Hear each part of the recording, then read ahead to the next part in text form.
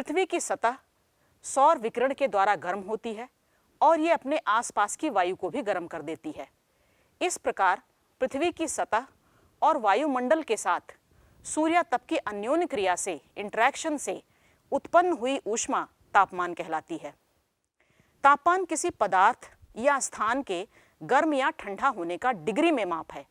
इसे Fahrenheit, Celsius या kelvin में नापा जा सकता है। ये वो ऊष्मा होती है जिसे हम महसूस करते हैं। बच्चों, तापमान सूर्यातप पर आधारित होता है। आप जानते हैं कि पृथ्वी की सतह पर सूर्यातप के वितरण में असमानता पाई जाती है, इसलिए तापमान का वितरण भी पृथ्वी पर समान नहीं पाया जाता। धरातल पर तापमान का वितरण बहुत महत्वपूर्ण होता है, क्योंकि पृथ्वी पर विभिन्न प्रकार के जलवायु प्रदेशों, वनस्पति प्रदेशों, जंतु और मानव आदि का अस्तित्व मूल रूप से तापमान के वितरण पर ही आधारित होता है। ये कई कारकों से नियंत्रित होता है। किसी भी स्थान पर वायु का तापमान 6 कारकों के द्वारा नियंत्रित होता है। ये कारक हैं अक्षांश रेखा, समुद्र तल से ऊंचाई, समुद्र से दूरी, वायु राशि का परिसंचरण, उष्ण या कोष्ण तथा ठंडी महासागरीय धाराएं और ढाल का स्वभाव।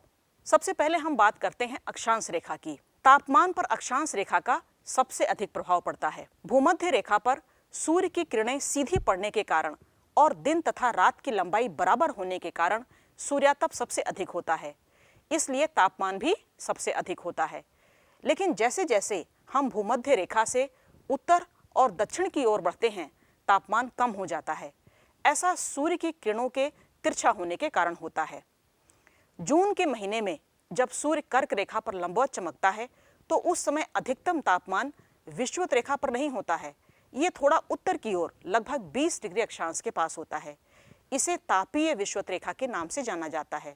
इसी प्रकार दिसंबर में जब सूर्य मकर रेखा पर लंबवत होता है और दक्षिण में ग्रीष्म ऋतु होती है, तब तापीय विषुवत रेखा भूमध्य रेखा से दक्षिण की ओर स्थानांतरित हो जाती है। दूसरा कारक है समुद्र तल से ऊंचाई। वायुमंडल अपनी ऊष्मा पृथ्वी से होने वाले पार्थिव विकिरण से प्राप्त करता है, इसलिए धरातल के संपर्क में आने वाला भाग सबसे अधिक ऊष्मा प्राप्त करता है। वायुमंडल की निचली परतें सघन होती हैं, घनी होती हैं। इनमें पार्थिव विकिरण को सोखने वाले धूल और वाष्प कण की अधिकता होती है। यही कारण है कि वायुमंडल का निचला भाग अधिक गर्म होता है, लेकिन जैसे जैसे हम ऊपर की ओर जाते हैं, तापमान में कमी आती जाती है। समुद्र तल पर तापमान सबसे अधिक होता है, जबकि ऊंचे पर्वतों पर यह बहुत कम पाया जाता है। ऊंचाई के साथ तापमान के घटने की दर को सामान्य ताप पतन दर या नॉर्मल लैप्स रेट कहा जाता है। प्रति 1000 मीटर की ऊंचाई पर 6.5 डिग्री सेल्सियस तापमान कम हो जाता है। इसे इस चित्र से भी समझा जा सकता है। इस चित्र में समुद्र तल पर औसत तापमान 30 डिग्री सेल्सियस दिखाया गया है, लेकिन समुद्र तल से ऊंचाई बढ़ने पर 1000 मीटर की ऊंचाई पर तापमान 23.5 डिग्री सेल्सियस हो जाता है। 2000 मीटर की ऊंचाई पर यह 17 डिग्री सेल्सियस, जबकि 3000 मीटर की ऊंचाई पर तापमान मात्र 10.5 डिग्री सेल्सियस रह जाता है। इससे ये स्पष्ट है कि समुद्र तल से ऊंचाई बढ़ने पर तापमान भी तेजी से घटता है। समुद्र तल से ऊंचाई बढ़ने पर तापमान के घटने की इसी प्रवृत्ति के कारण पर्वतों की चोटियां बर्फ से ढकी हुई होती हैं। इसी प्रकार किसी भी स्थान की समुद्र से दूरी भी तापमान को प्रभावित करती है। तो तीसरा कारक है समुद्र से दूरी। स्थल की अपेक्षा समुद्र धीरे धीरे गर्म होता है और धीरे धीरे ठंडा होता है, लेकिन स्थल जल्दी गर्म और जल्दी ठंडा हो जाता है। समुद्रों के तापमान में भिन्नता कम होती है, इसलिए सागर के पास वाले स्थानों में इसका समकारी प्रभाव पड़ता है। ये तापमान को ना तो बहुत अधिक होने देता है और ना ही बहुत कम। इसलिए समुद्र के पास वाले स्थानों पर गर्मियों में तापमान ना तो बहुत अधिक होने पाता है और ना ही सर्दियों में ये बहुत कम होता है।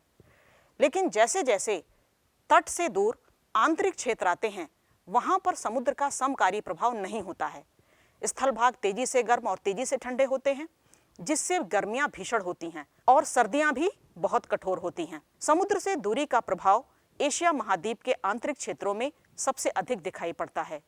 यहाँ गर्मियों का तापमान 30 डिग्री सेल्सियस से अधिक होता है, जबकि सर्दियों में 0 से कई डिग्री सेल्सियस नीचे चला जाता है। समुद्र के निकटवर्ती क्षेत्रों में स्थल समीर और समुद्री समीर का भी प्रभाव तापमान के ऊपर पड़ता है।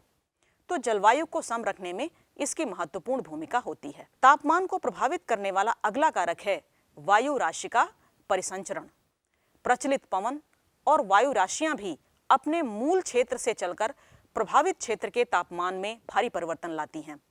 विषुवत रेखा से उच्च अक्षांशों की ओर चलने वाली हवाएं गर्म होती हैं, जो तापमान को बढ़ा देती हैं, जबकि ध्रुवीय भागों से आने वाली ठंडी हवाएं निचले अक्षांशों यानी कि विषुवत रेखा के पास में तापमान को कम कर देती हैं। इसी प्रकार पर्वतों के ऊपरी भाग से नीचे घाटी में उतरने वाली हवाएं घाटियों का तापमान नीचा कर देती हैं।